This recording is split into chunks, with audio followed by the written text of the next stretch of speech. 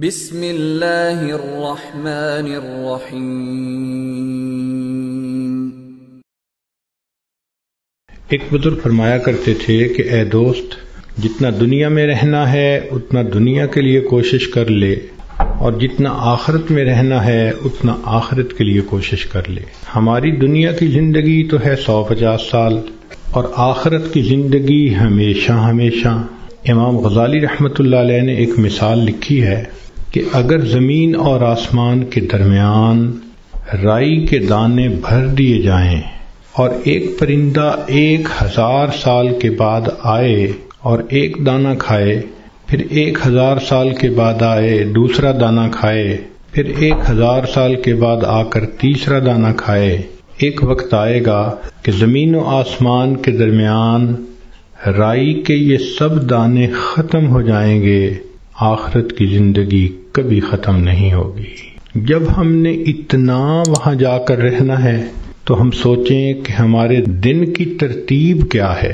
ہم تو اپنے 24 گھنٹے کا سکیجول ایسے بناتے ہیں کہ جیسے دنیا ہی میں رہنا ہے، اور آخرت کی تیاری کے لیے تو وقت ہی نہیں نکالتے۔ اسی کو غفلت کہتے ہیں اور اسی کو دھوکہ کہتے ہیں۔ اس لیے دنیا کا نام ہے دار الغرور، دھوکے کا گھر۔ اور یہ دھوکہ صرف جاہلوں کو اور ان پڑھوں کو نہیں لگتا، یہ پڑھے لکھے عقل مندوں کو بھی لگتا ہے۔ وہ دنیا کی زندگی میں ایسے مست ہو جاتے ہیں کہ نمازوں کی فرصت ہی نہیں ہوتی۔ غور کریں تو آج کا ہر انسان اپنی جنت سجانے میں لگا ہوا ہے۔ میرا گھر ایسے ہو، میرا بزنس ایسے ہو، بیوی ایسی ہو، بچے ایسے ہوں، گاڑی ایسی ہو۔ ہر بندہ اپنے ذہن کے اندر ایک جنت سجا کر اس کو بنانے میں لگا ہوتا ہے، اور اس کو یہ نہیں پتا کہ اللہ نے تو جنت آخرت میں سجائی ہے، دنیا میں تو ہم تیاری کے لیے تھے۔ اس لیے آج وقت ہے تیاری کرنے کا۔ جیسے سکول میں امتحان ہوتا ہے، ایک اے پیپر ہوتا ہے، ایک بی پیپر ہوتا ہے، دونوں میں پاس ہو جائیں تو بس اگلی کلاس میں چلے جاتے ہیں۔ یہی ہمارا حال کہ دنیا کی زندگی میں ہمیں تیاری کا حکم دیا گیا۔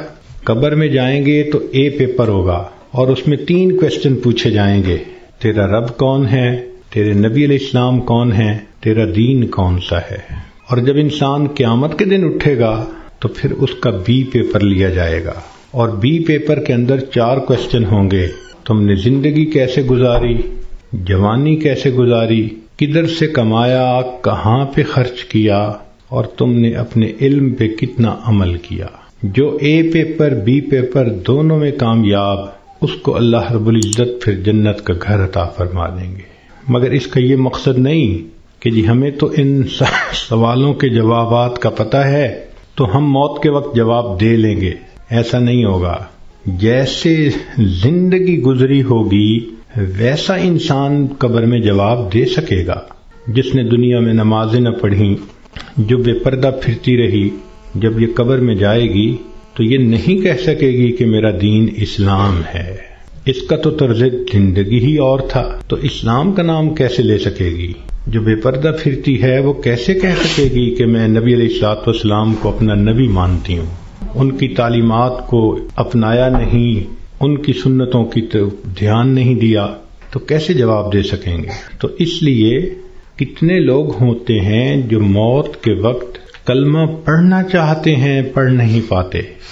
چنانچہ ایک ڈاکٹر ہیں، ڈاکٹر نور محمد صاحب، ملتان کے ہیں۔ انہوں نے زندگی کے 35 سال ایمرجنسی وارڈ کے اندر ڈیوٹی کی۔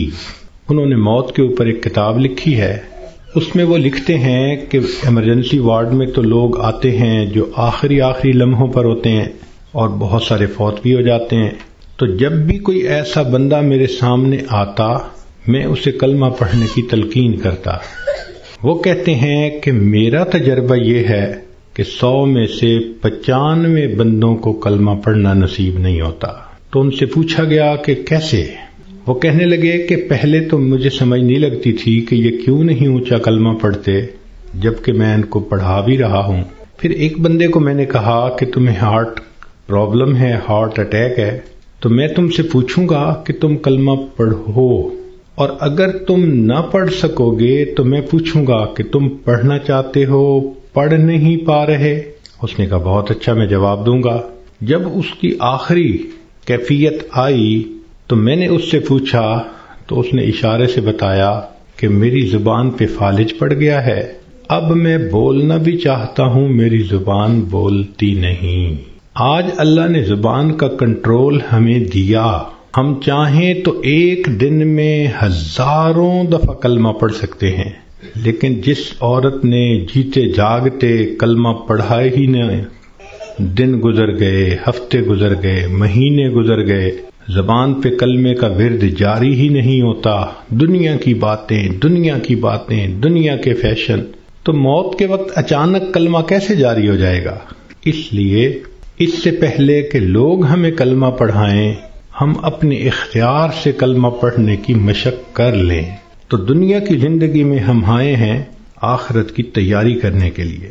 نبی علیہ الصلوۃ والسلام نے ارشاد فرمایا، میری امت کی عمریں بین 70 و 60، 60 اور 70 کے درمیان ہوں گی۔ اب جن لوگوں کی زندگی ہے ہی 60 سے 70 سال، تو جو عورتیں 40 سے اوپر پہنچ گئیں وہ اپنی زندگی کے ظہر اثر کا وقت گزار رہی ہیں، اور ظہر اثر کے بعد پھر مغرب ہوتے ہوئے دیر نہیں لگا کرتی۔ اس لیے بہتر ہے کہ ہم موت سے پہلے موت کی تیاری کر لیں۔ کئی مرتبہ انسان موت سے بھاگ کے جا رہا ہوتا ہے اور حقیقت میں موت کے قریب ہو رہا ہوتا ہے۔ چنانچہ سلیمان علیہ السلام کا دربار ہے، ایک شخص داخل ہوا اور اس نے وہاں بیٹھے ہوئے کسی آدمی کو بڑے غور سے دیکھا، تو جس بندے کو غور سے دیکھا اس پہ بہت خوف طاری ہوا۔ وہ اٹھ کے سلیمان علیہ السلام کے پاس آیا، حضرت مجھ پہ بہت خوف ہے اس شخص کا جس نے مجھے غور سے دیکھا، آپ پلیز ہوا کو حکم دیں مجھے دور فلاں جزیرے کے اندر پہنچا دے۔ تو سلیمان علیہ السلام نے ہوا کو حکم دیا۔ اتنے میں آپ نے اس بندے کو بلایا جس نے گھور کے دیکھا تھا، پوچھا کہ بھئی کون ہو؟ اس نے جواب دیا، جی ملک الموت۔ تم اسے گھور کے کیوں دیکھ رہے تھے؟ تو کہنے لگے کہ میں اس لیے اس کو غور سے دیکھ رہا تھا کہ اس کی روح تو میں نے فلاں جزیرے کے اندر نکالنی ہے اور یہ آپ کے دربار میں یہاں بیٹھا ہوا ہے۔ تو سلیمان علیہ السلام نے بتلایا کہ اس نے مجھ سے خود ریکویسٹ کی کہ مجھے فلاں جزیرے میں پہنچا دیں۔ ملک الموت نے کہا، السلام علیکم، میں بھی اسی جزیرے میں جا رہا ہوں اس کی روح کو قبض کرنے کے لیے۔ تو انسان کئی مرتبہ موت سے دور بھاگتا ہے اور حقیقت میں وہ موت کے قریب سے قریب تر ہو رہا ہوتا ہے۔ اس لیے ہمیں چاہیے کہ ہم موت کی تیاری کریں۔ مہلت ہر ایک کو ملی ہے، کسی کو کم کسی کو زیادہ۔ اس مہلت سے جو فائدہ اٹھائیں وہ خوش نصیب انسان ہے۔ اس دنیا میں آپ کو اللہ کا منکر تو مل جائے گا، رسالت کا منکر بھی مل جائے گا، دین کا منکر بھی مل جائے گا۔ اس دنیا میں آپ کو موت کا منکر کوئی نہیں مل سکتا۔ دہریے سے دہریہ بھی ہوگا تو یہ مانے گا کہ ایک دن مجھے موت آنی ہے۔ جب موت آنی ہی ہے تو کیوں نہ انسان اس کے لیے تیاری کر لے۔